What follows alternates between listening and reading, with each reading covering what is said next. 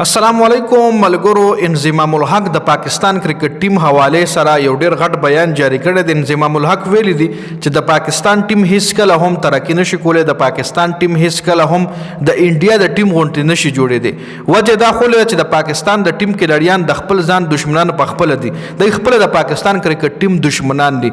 پاکستان کرکټ ټیم کھلاڑیان چې کوم دی وای د یو بل پرفارمنس نه جیلس کیږي.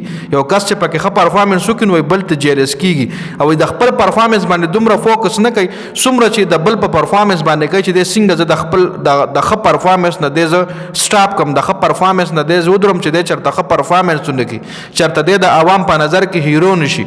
لکه به خپل پرفارمنس باندې دومره فوکس نه ساتي څومره چې د خپل د بل په پرفارمنس باندې ساتي. دا انضمام الحق د پاکستان کرکټ ټیم کھلاڑیانو حواله سره دا سټیټمنټ جاری کړی دی.